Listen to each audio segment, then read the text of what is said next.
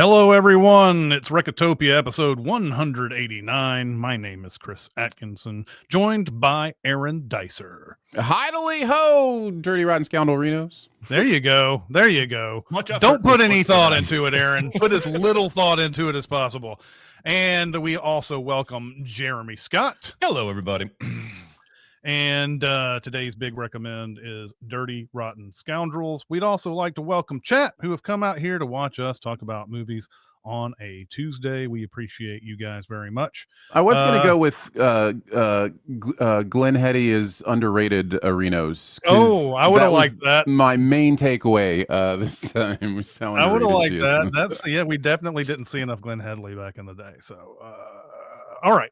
Let's get on to our small recommends. And I revisited a movie that I saw in theaters long ago, and I bought the DVD for a couple years ago, and I wanted to rewatch it. It's called The Red Violin. This won Best Original Score in 1999. I think a lot of people... I don't know if a lot of people have seen this movie or have heard of it. It seemed like it went under the radar even then, and since then I don't hear much about it. It was hard to find on streaming, but you can find it on Tubi these days, I think. But the story of The Red Violin is basically you start at an auction house where there is this very famous red violin that's going to be sold. And it kind of does this thing with time where it will show you a certain bidders on the red violin, and they have a certain personal reason for being there to bid on it and everything. Then the movie will come back and tell you a story of, first off, how the red violin was made, and then the red violin takes a journey, and we see all the different stories that involve this red violin, all the times where it moved from one owner to the next, and so on and so forth. And then it'll come back to the auction, and it takes you back in time a little bit and says, okay, we focused on this one bidder. Now we're going to look at this other bidder, and it shows them what their personal connection is to it. Samuel L. Jackson is in this movie. There's Greta Scacchi is in this movie.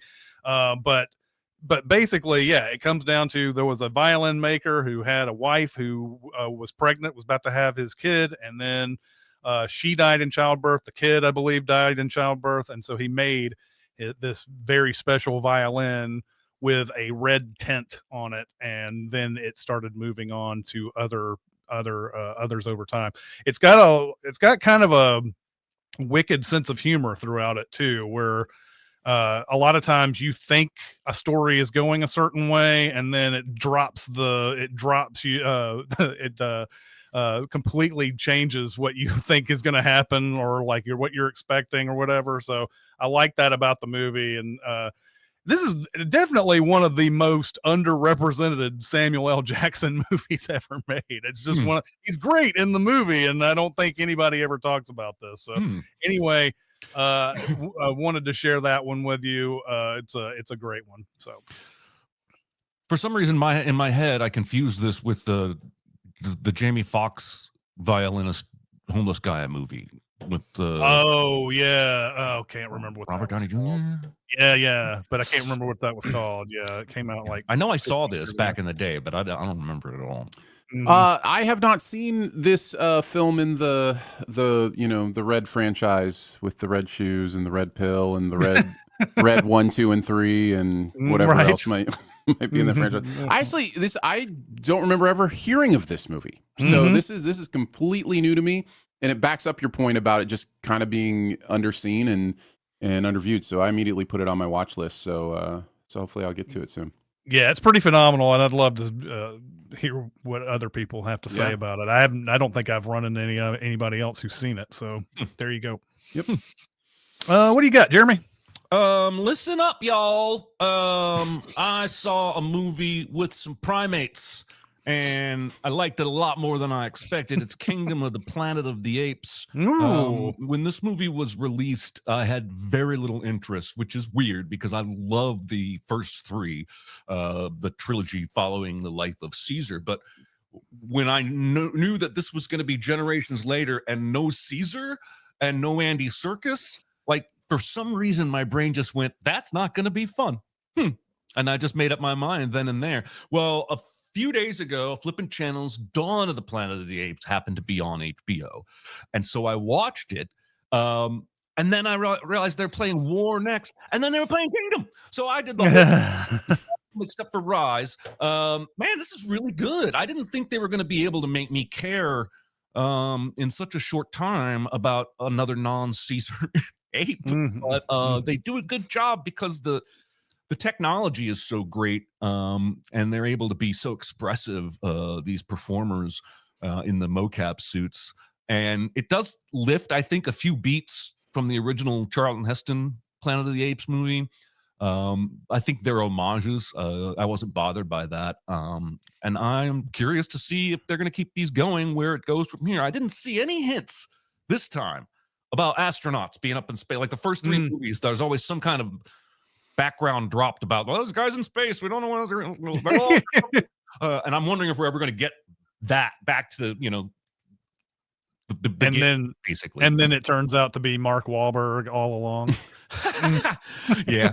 Anyway, this is on HBO Max or HBO proper if you are interested in watching it. And I was delightfully surprised by how much I enjoyed it. I saw this. I don't think I saw it in theaters. I think it was when it first came to like Blu-ray or whatever, and I liked it. I don't remember too much about it though. At this point, I was having a really hard time coming up with the name of this one the other day. I was sitting there like, "There's Rise, there's Dawn, and then there's War. What's this other one called?" So, yeah. So, but I liked it. I thought it was good.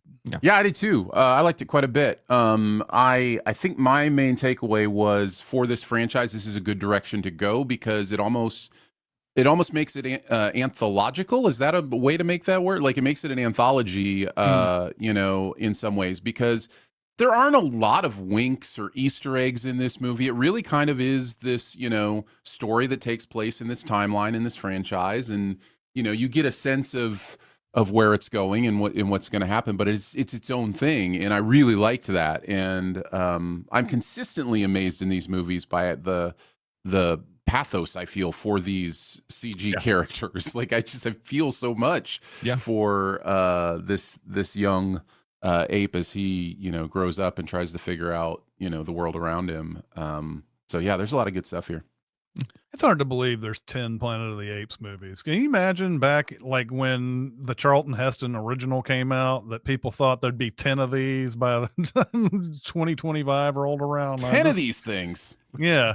I mean, it's 3 different iterations of it, but still it's crazy to think about. Like, well, when I went back and watched the originals, I was blown away that they made the first 4 in 4 consecutive years. Like it was, you know, that's just how they did sequels back then. Like it was just every year there was a new one that dropped. It was wild. Yeah. Oh yeah. Yep. Aaron, what do you got? It is the time of year where I'm trying to catch up on Oscar contenders, so I caught the latest Yorgos Stone collaboration, Begonia. Spelled it wrong.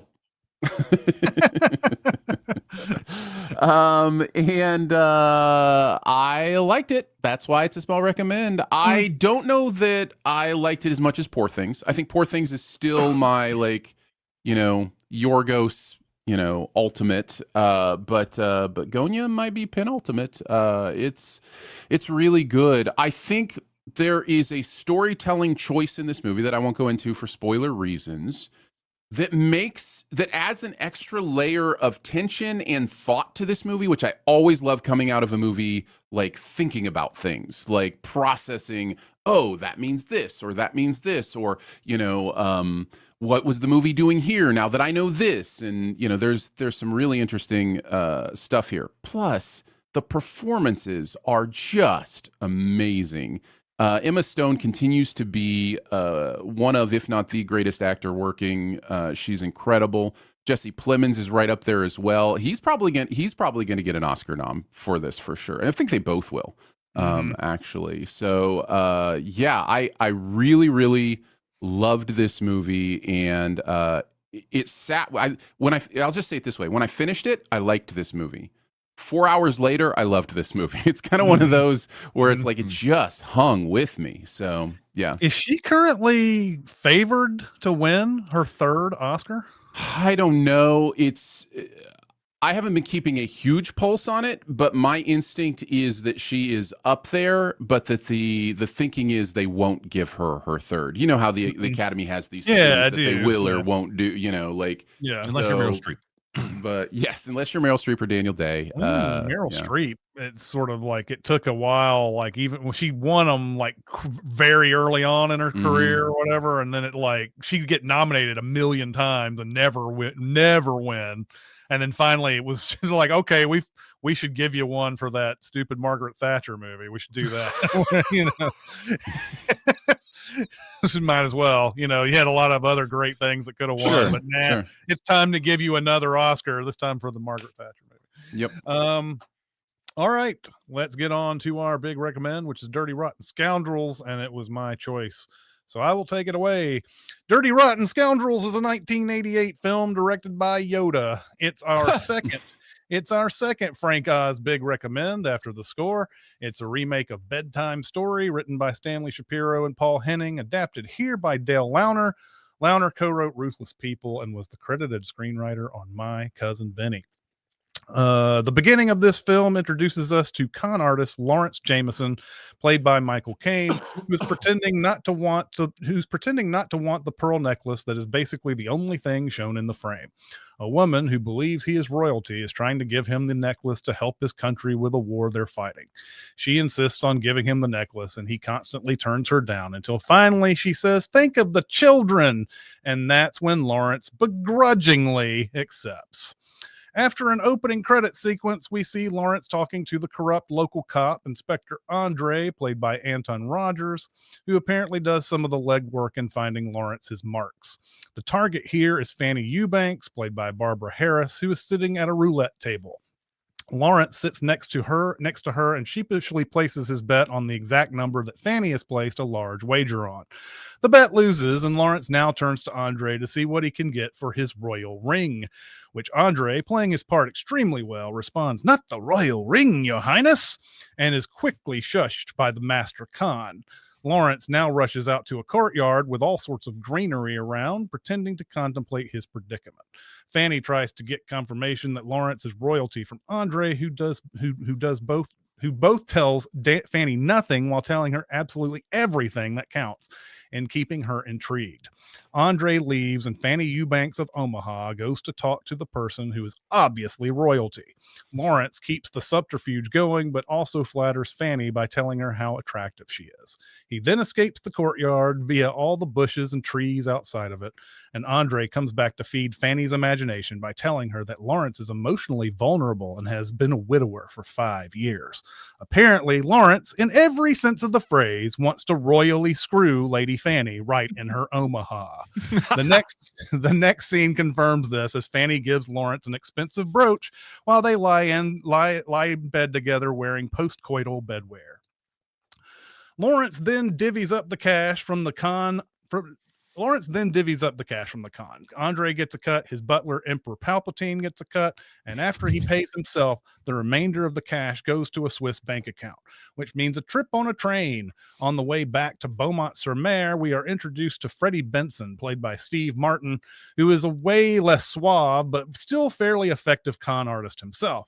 He asks to sit at a table in the dining car with an attractive Mark, who doesn't seem to care anything about Freddie until he notes the prices of the food on the menu and orders a glass of water. The target now wonders why he only ordered water when he seems so hungry, and he tells her that he's saving his money for his grandmother's hospital bills. The ruse is immediately detected by Lawrence at another table. The sob story gets the woman to ask for the waiter and have Freddie order whatever he wants. You immediately see the difference between Freddie's methods and Lawrence's when, with very little protest, he launches into an unapologetic large order of food and 3 beers. In the next scene, Freddie sneaks into a first-class cabin occupied by Lawrence. Lawrence innocently asks about the scene he just witnessed with the woman, and Freddie offering condolences to his grandmother. Freddie, having gotten what he wants and completely out of character now, doesn't even know what he's talking about at first, and then it takes very little for him to admit that he's a con artist to a total stranger.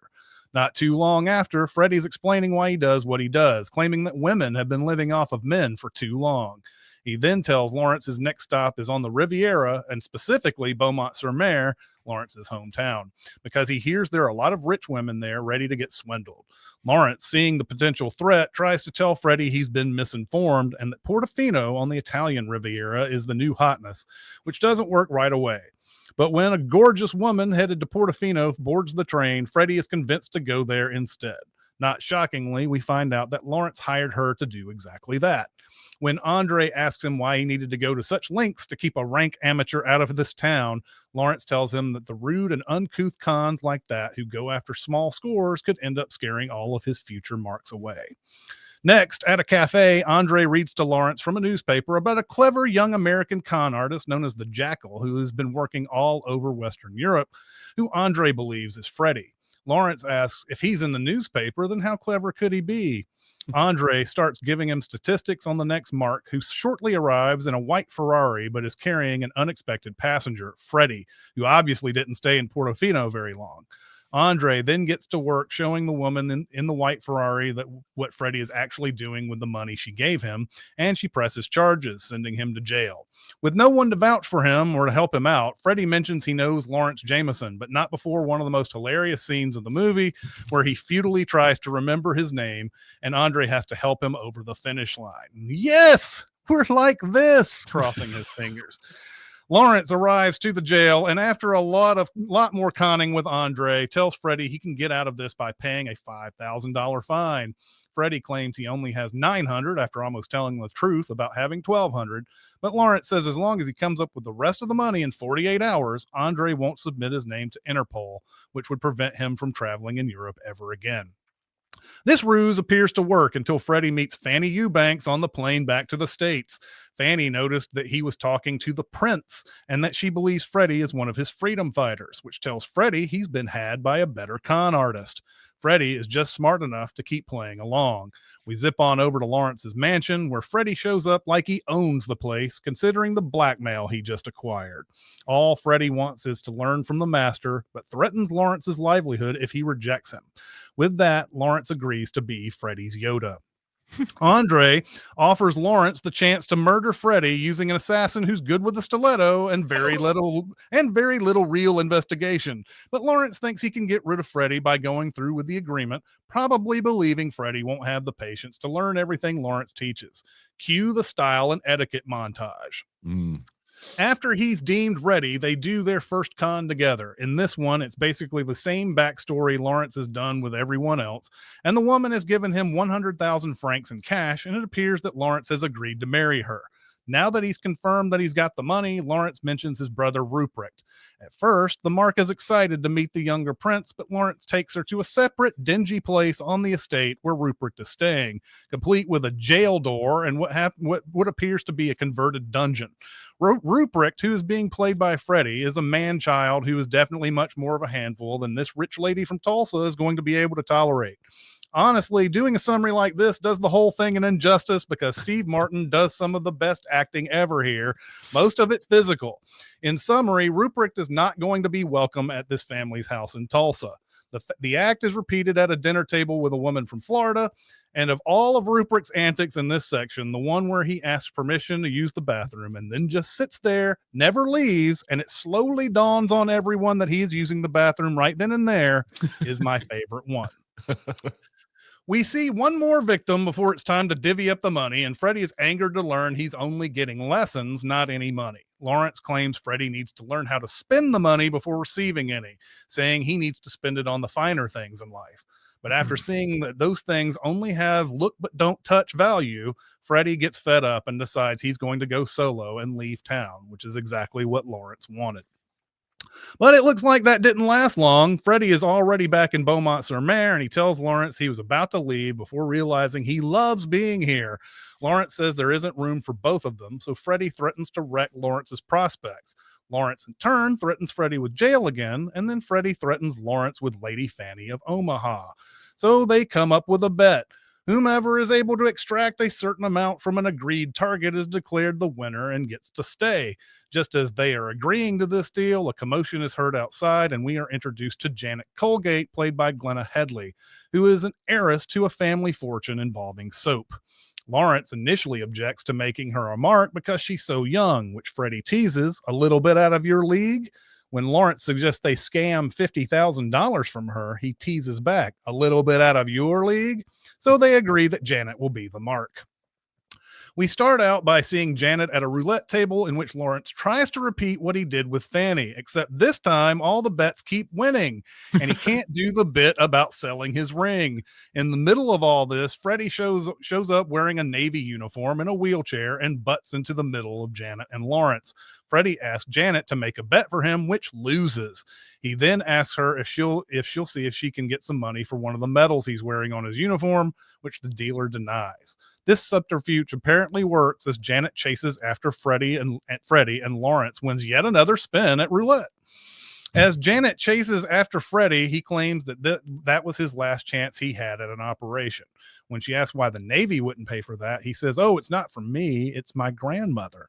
Janet seems eager to help. Meanwhile, Lawrence cashes out his roulette winnings, which appear to be more than what he would win by scamming Janet. Just one stroke of bad luck after another, he says ironically. In some sort of outside restaurant at the casino, Janet asks if an operation would help Freddie, but he tells her that his issue is not physical, it's emotional. He was engaged to a girl back in the States and they loved to dance, so they went on a show called Dance USA, and if they won, they'd get married. And they did indeed win, but she broke his heart when he found her dancing naked and having sex with Danny Terrio, the host of Dance USA. Janet thinks, by the way, I looked up the name. That name is actually on the IMDb, and he used to do stuff like back in the 70s and 80s, and he's a choreographer. So I'm assuming that's an inside joke from one of the writers. So Janet thinks that someone should be able to help him, and Freddie mentions there is a psychiatrist named Dr. Emil Schuffhausen who practices in Liechtenstein. Of course, he's in high demand and is expensive and charges $50,000 for his services. Janet laments that is a lot of money, and it sounds like even she would have a hard time getting that kind of cash. But then Freddie sees two people dancing. He has an outburst, and Janet wheels him out of the restaurant. We find out Andre has been there taking notes. How has he heard everything from faraway table? Well, you've got to understand that people in movies can hear conversations anywhere and can zoom in on close-ups of things far away without binoculars as long as they're in the general area. Back at Janet's suite, she writes to Dr. Schuffhausen on Freddie's behalf. He asks her how in the world he's going to be able to get the money, and she tells him not to worry about it. After she leaves to mail the letter, Freddie does an "I don't need a wheelchair" dance. And just as Janet is about to put the letter in a box to be sent out from the hotel, wouldn't you know it, someone is paging a Dr. Schuffhausen right there. But of course, this fake person isn't really here. It's Lawrence posing as Dr. Schuffhausen, complete with a German accent. Luckily, he never said a word during the time they were playing roulette because while Janet does recognize him, she never got to know him. Janet tells him she just sent him a letter about Freddie's condition, and Lawrence does what he does best, pretending that he'll look at it later and that Freddie's case isn't nearly important enough to interrupt his vacation. Nonetheless, Janet pushes the issue.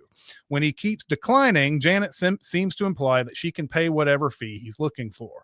When he asks her if she's given Freddie any money, she says only a little bit for his grandmother's operation, and he tells her to give him no more money because it could worsen his condition. In fact, if he does take this case, all fees go directly to him. So they go up to her suite and see him. Luckily for Freddie, she calls out his name while he's in another room so he can get back in his wheelchair. She tells him to cover his eyes and ask him who, besides his grandmother, would he like to see right now. And when he gives up, she unexpectedly says, Dr. Emil Schuffhausen, with a smiling Lawrence behind the door, wrecking Freddie's world. Michael Caine does a thing here that I love. He says, I am here to help you, my boy. And he leans in and gives Freddie a stern look that Janet can't see. Lawrence puts Freddie to the test, seeing if he can feel certain things, tickling his feet at first to torture him, and then pulling out a flower with I guess it's a flower. It's something that comes out of a vase with a long, thick stem to start whipping him in the legs with, lightly at first, then raising the intensity. Freddy is able to keep a poker face until Lawrence gets a running start and cracks him on the legs as hard as he can. But even though it's clearly painful and his eyes go wide, he's able to mask it because he didn't scream. And never underestimate the power of someone fully believing a story to mask any other reactions. Lawrence, seeing this won't work, tells Janet he will take the case and will treat him at his rented villa, and cracks the whip on Freddy some more. Freddy starts crying, which Janet believes is because he's so happy. Just as they're about to go, a Mrs. Reed recognizes him and starts talking to him like a prince, which Lawrence is able to cover for by saying she's an incurable patient of his. At the mansion, Freddy sees them walking up some stairs and says he'd like to join them. Lawrence says, "Of course you would. Come on." Janet doesn't seem to like the tough love approach, but what does she know? She's not a doctor.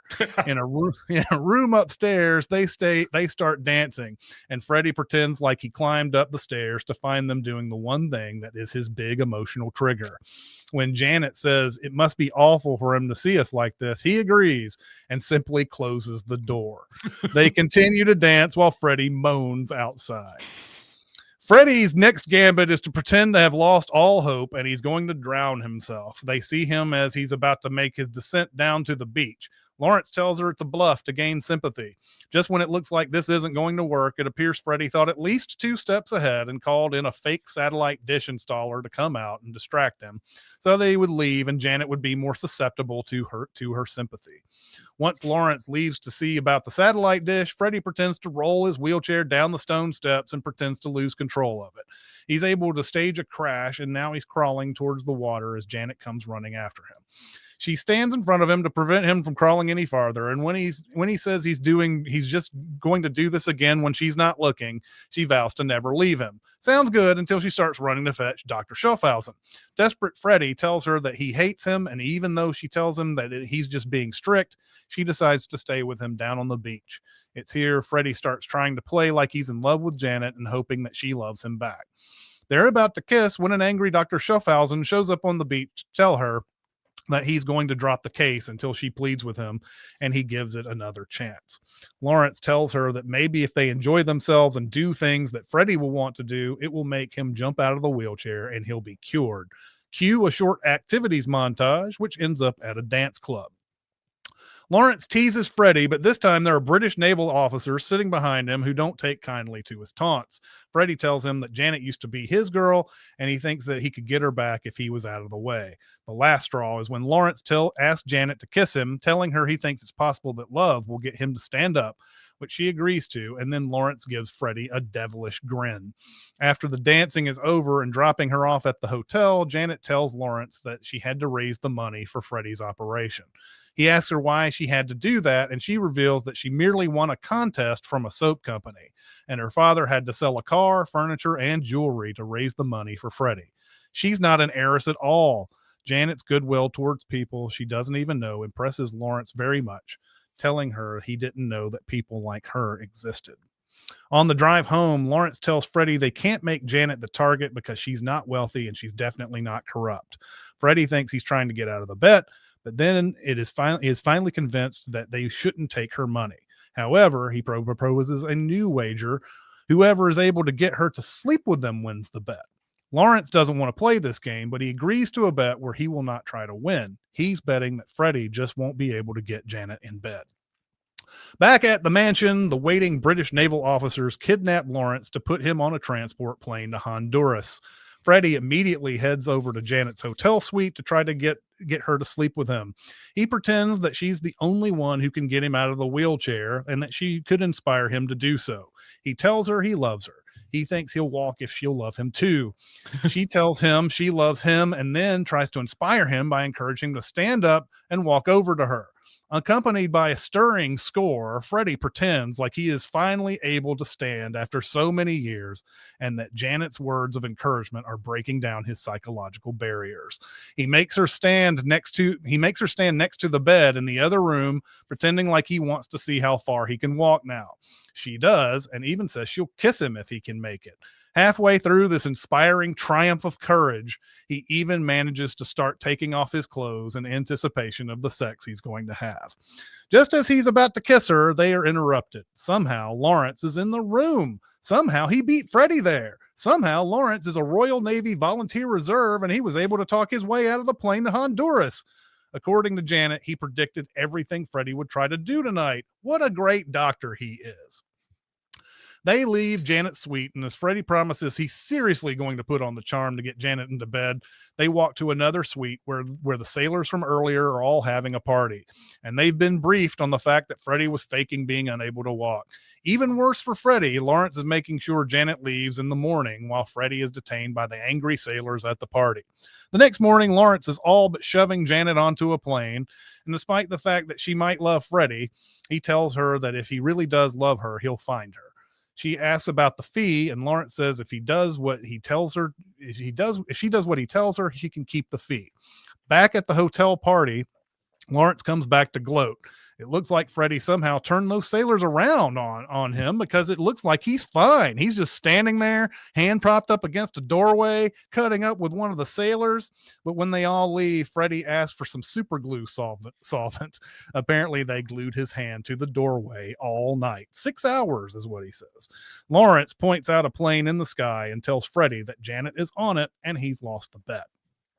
Nonetheless, Freddie makes a desperate attempt and runs back to Janet's suite, but it appears to be empty. But just when all is lost, Janet shows up.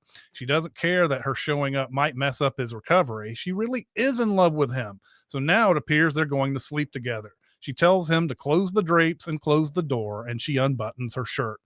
Andre calls Lawrence to tell him that Janet was seen going back to the hotel and that Freddie is with her, and that it's definitely been long enough. Lawrence is ready to concede defeat to the Jackal. Lawrence waits for Freddie, but is surprised by a crying Janet, who tells him that after they had sex, she fell asleep and that Freddie ran off with all of her valuables, including a $50,000 check she got to pay the fee. She believes now that Freddie could walk all along, and he pretended to be in a wheelchair to get her money. He tells his butler to call Andre and arrest Freddie. Then he pulls out a bunch of cash from his safe to pay back Janet's losses, puts it in a bag, and will make sure she gets on a plane this time. At the airport, Janet is about to get on the plane, but then she comes back and gives him the bag full of money, saying that she can't possibly accept it because it doesn't belong to her. Shortly after Janet boards the plane, Andre comes driving into the airport to tell Lawrence he found Freddie at the hotel, returning to the scene of the crime. Lawrence tells Freddie she's on the plane and she's safe from him, but Freddie says, "You let her go? We have to stop her." Apparently, after Janet told Freddie to close the drapes in the door, she told him to take a shower. And when he was done with that, she was gone with all of his stuff, even taking the 2,000 francs she gave him for his fake grandmother's operation. Lawrence says, "You expect me to believe that when she just returned the $50,000 I gave her?" Freddie yells, "What $50,000? The $50,000 you stole from her." Freddie says, "I didn't steal $50,000 from her." And that's when they look at the bag and find out that there's no money in it. It just has Freddie's clothes in it and a note that says, "Hello, boys. It was fun. I'll miss you. Love, Janet, the Jackal." Also, P.S. I'm keeping the money. Is that wrong? Freddie, getting a taste of his own medicine, realizing he's been had, runs through the thesaurus, calling her every word for liar he can think of. And Lawrence, in one of my favorite lines, says, "Yes, isn't she wonderful?" Back at the villa, Freddie prepares to leave after he granted Freddie an extra week. He sits by Lawrence on a bench and asks, when do you think she knew? And he says, "From the beginning, Freddie. She was on to us from the very beginning." As they say their goodbyes, they are interrupted by a gaggle of old people walking up the steps. Janet is now talking in a nearly Fran Drescher-like voice now, leading the group, which just came off a yacht. Janet is in full character, introducing Lawrence as an Australian man by the name of Chips O'Toole. Lawrence doesn't know quite what to do at first, but eventually decides what the hell and conjures up an Australian accent to properly greet the Greek gentleman in front of him. Janet then introduces the guy to Freddie, but claims he's unable to speak. After the yacht party goes up to the house, Janet, back in what may or may not be her real voice, comes back to tell Freddie and Lawrence that she made $3 million last year, but that their $50,000 was the most fun.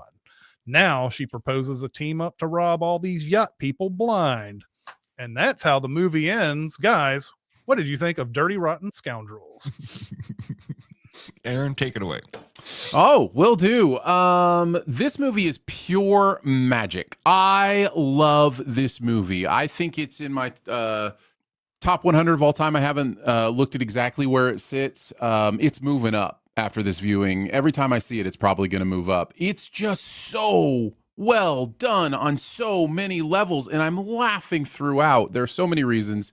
I will go into a few of them. I will say, Chris, you mentioned this is our second Frank Osbick recommend. It's actually our third in and of itself. Was also directed by Frank Oz too. So That's I wanted right.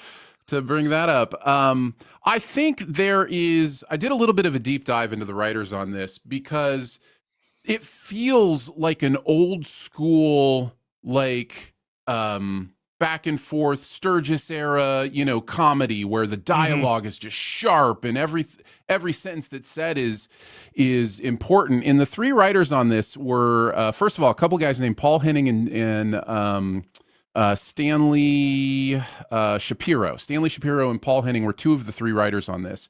They wrote on the George Burns pilot. The old George Burns show in 1950. These guys have been writing comedy like this for decades when they do Dirty Rotten Scoundrels.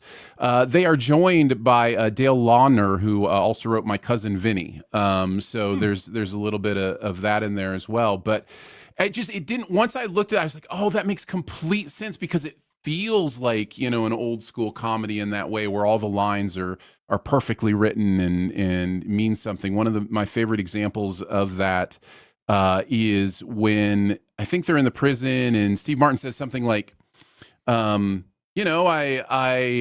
fell in love with another woman and got caught. You French should know something about that. And he says, to fall in love with another woman, that is French. To get caught, that is American. And I'm just like, that's a throwaway line and it's perfect. It's so funny. And the movie is full of that kind of stuff. Then you get into the fact that Steve Martin is just at his absolute best in this movie. He is...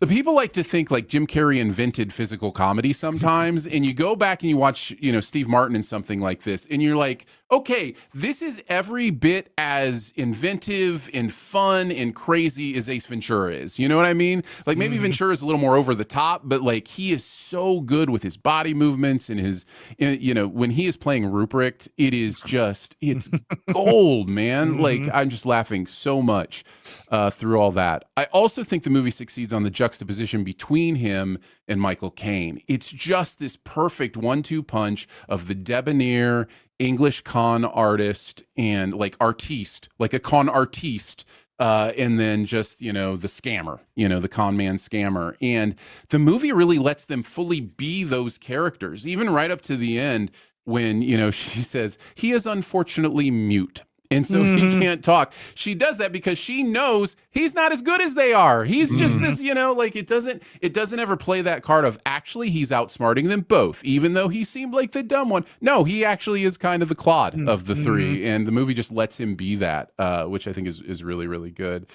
The other thing I wanted to mention, the setups and payoffs are just exquisite in this movie. You mentioned my favorite one, which is the setup of Michael Caine's scheme at the table, and then the payoff of him winning. Maybe accident, maybe on purpose, or maybe the Jackal set that up somehow. You certainly goes through your head after you've watched this movie the first time and then watch it again that maybe she manipulated that roulette table. So And then just with that line, just one stroke of bad luck after another as he's cashing hundreds of thousands of dollars. It's just so good. I think the other thing I would mention is there are two really great montages in this movie. And montages have become a little bit out of fashion, and I get it. But when they're done right in a comedy, comedic montages can be gold because you get to learn a lot about these characters, what they're doing, and it's a chance for multiple quick punchlines. You know what I mean? So like the montages I think in this are a great example of how you do those really, really well. And the twists at the end are perfect. Not only does she get them, she's the Jackal, and the movie hides that so well because you just assume he's the Jackal. Like, it's just a given that Steve Martin is the Jackal, and the fact that she is at the end is just a perfect twist at the end. So yeah, man, I can't say enough good stuff about this movie. She has that perfectly sweet, like, there's just absolute, like, every time I watch this movie, I'm still convinced that she's not conning them. Yeah. Like, I know in the back of my mind she's conning them, but when I'm watching it again, and this is probably 20th to 25th time that I watched this movie, Same. She's so sweet and innocent about everything that and never gives off any kind of hint. There's there's a hint. There's one slight right at the beginning. When the movie gives her stuff. Yes, she dumps And the there's stuff, that and the look. movie has a close up, Yeah. and she gives a like a wry look just for a second. I mean, it is. I noticed that this time, and again, I did mention earlier, you know, how underrated she is. She is so good in this, and I think she did Mr. Holland's Opus, and there was something Searching for recently Bobby Fischer. Was it? No, that was Joan Allen, I think. There was something recently wait a she minute. was in. Was it? Don Juan. She was in Don Yeah. Juan, the Joseph Gordon-Levitt movie. I thought she was good in that too. But yeah, and I wish she had a broader career, because I love her in this. I think she's so good at what she does. But Yeah, and she unfortunately like died young too. Yes. She was like 52 or was it 62? 62, I think. Yeah. Somewhere around there. But yeah, she agreed. One of the somebody who really I would have liked to have seen more of over the years. But Mr. Holland's Opus is another one. I brought that one up a few weeks ago. She's fantastic in that, and so. It's no surprise to me that this movie has had staying power. I know that it didn't really go anywhere, but actually the three writers I mentioned reteamed to write The Hustle in 2019 with Anne Hathaway. You know, it's kind of and I wonder, are these screenwriters being credited because their original material is in the movie, or did they come back to help rewrite? I feel like in this instance, it feels like they're just using some of Bedtime Story in this movie, so they just go ahead and give them the screenwriting credit. Usually they say based on the screenplay by when they do that, but they don't do that here. I just find it weird that I don't know how many years later they're still credited as the people who wrote on this movie, even though, you know, it's a remake. I would love to do an even deeper dive, because you're right. It very much could be that they had the guy from, you know, My Cousin Vinny write the script, and then those guys advised on it and actually put a few lines in or whatever. And I know for the 2019 movie, they added another writer. I think it was the showrunner for WandaVision. I can't remember her name, but I think she was credited on that script as well.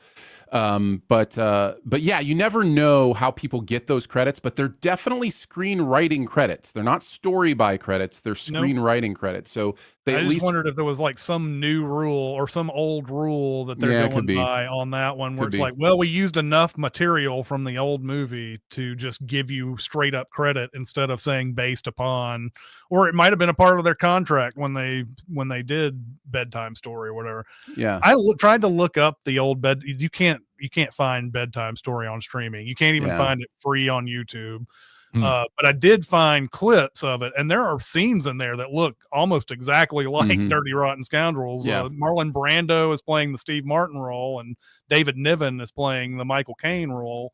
And there's scenes in there that look exactly like, even shot exactly like the old movie. But I'm sure there's a lot. I mean, I'm sure there's a lot more here that they're doing with this. Steve Martin is clearly doing something that was not done in the original movie. So. Yeah, and there was a musical too.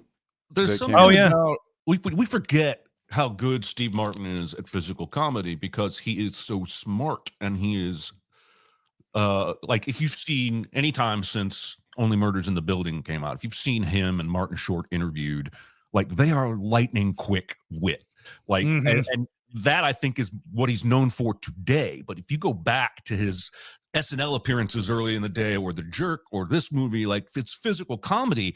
And I wanted to point out, you guys have already said everything I wanted to say, but I wanted to talk a little bit about that scene where he's getting tickled And he makes these faces that are perfection. Like, I don't know that anyone else could quite do that scene the way he does. Like, the first time he tickles him and he's like, he turns his head, the way he shows us he's feeling. That last one where he puts his fingers to his temples. And so another thing that he's really good at is fumbling words. Like when he's trying to think of Lawrence's name in the jail cell, it reminds me of the Pink Panther when he's trying to say the word hamburger. He's really good at that. But the jail scene combines that kind of verbal comedy with physical comedy as he's grabbing the bars and trying hard to remember. And this viewing, like I took his performance for granted the first 10 times I saw this movie because I was a teenager or in college or something. But I just think you put another actor in that role and this whole movie falls apart. I mean, I think all three of them are excellent and strong, and then they all need to be here. But there's something physical to the role of Freddy that is singularly Steve Martin. I also think the end is perfect. I think it is the only way this movie can end, and it is absolutely perfection. You guys have talked about Glenn Headley being, matching these guys. These are Hollywood heavyweights, and she's not a Hollywood heavyweight when she's making this movie, but acting wise, she's doing every bit as much as they are. I love that they teach him to be a suave gentleman and to lean against the thing and put his hand in his pocket, and then the first role they give him is Rupert. Yep. Intentional. Like, I think Lawrence is fucking with him. Oh yeah. And I love that. Well, and even when he finally gets it at the end, and he and Michael Caine claps and whatever, he's so clearly not good at doing whatever he's been taught. It's so hammy and everything. And is willing to be like, I think I froze up. May have frozen up there, but Michael Caine is like sitting there like, yeah, that's what I wanted the whole time, even though it's so hammy and weird what he's doing. And so anyway, yeah, I don't understand how she is onto them. And I guess we just have to assume she's every bit as good at research as Lawrence is, and has been observing them in the background for days or weeks to target them. I kind of like that the movie doesn't give us an obvious reason, and certainly that would probably tip hand if they saw her in the background early on. And this is not our jobs as people who send movies for a living or whatever, but like, we don't usually give the movie the benefit of the doubt. We'd probably openly question why she knows this stuff. But if you're giving the movie the benefit of the doubt, first off, Freddy is not being coy or being very quiet about what he's doing at all. Like, he sticks out like a sore thumb.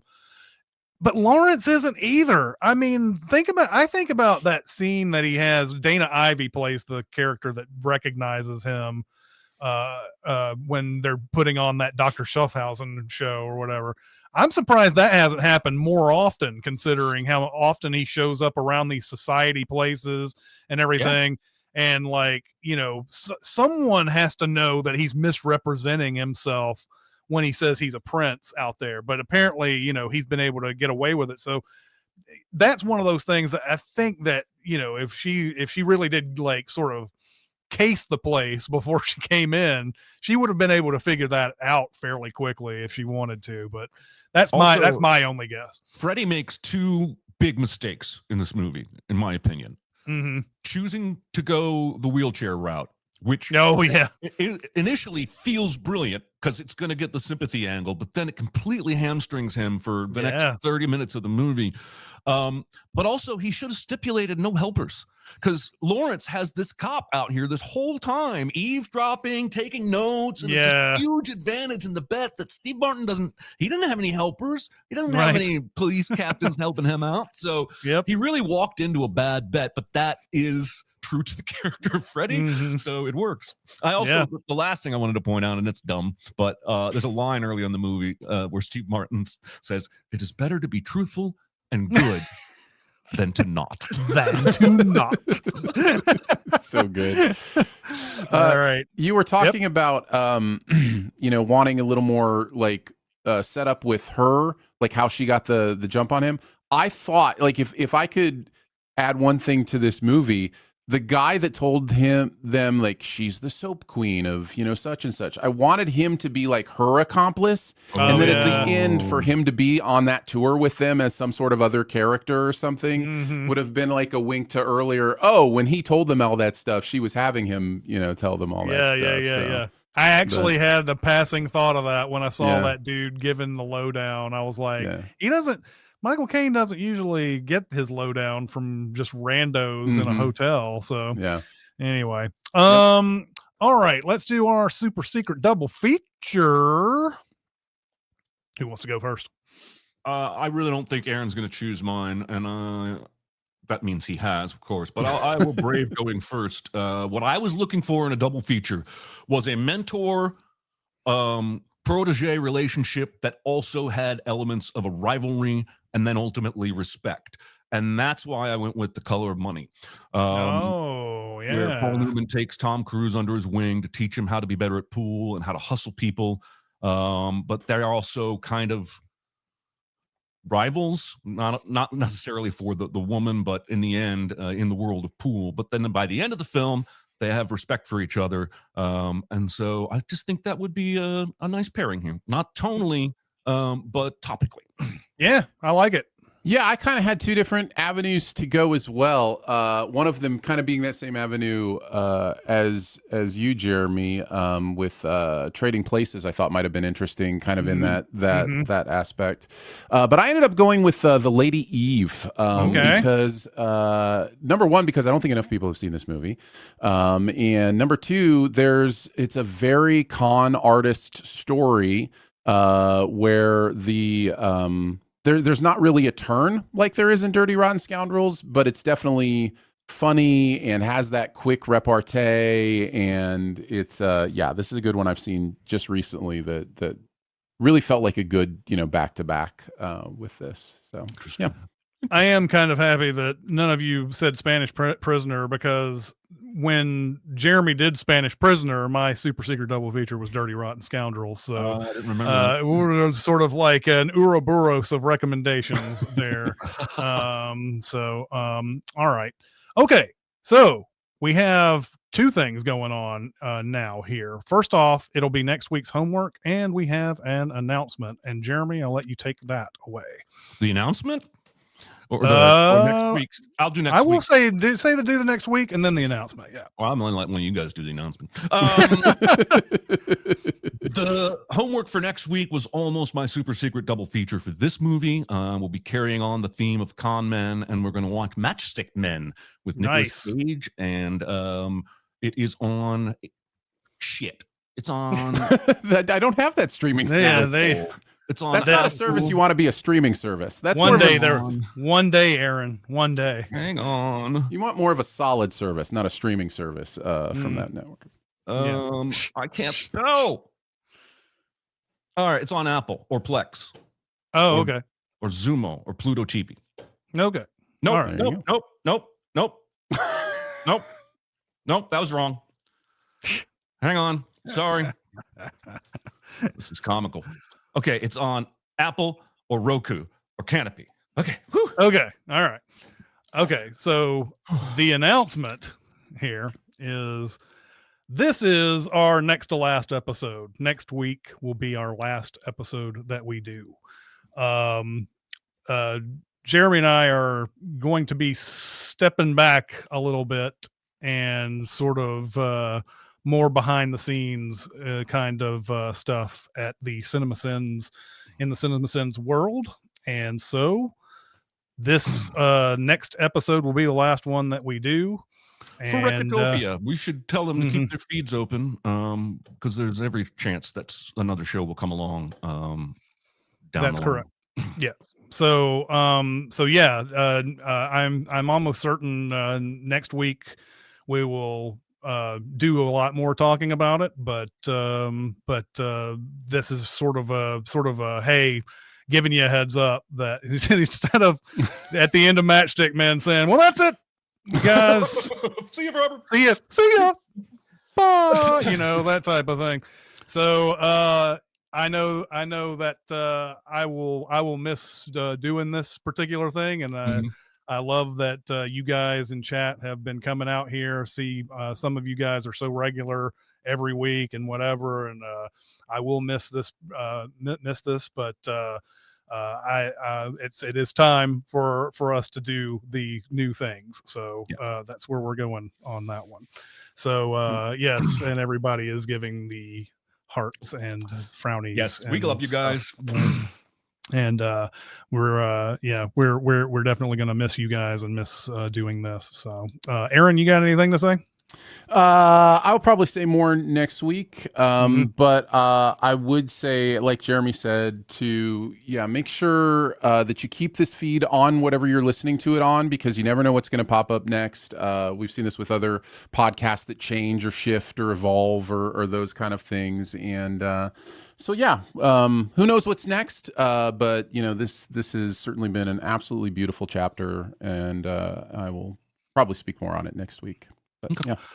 All righty. Well, that's going to do it for this episode. Once again, thank you guys for coming out, and we will be ready to do our last one next week. And that's going to be it for today. We'll see you next time. Bye, See guys. ya. Bye. Bye.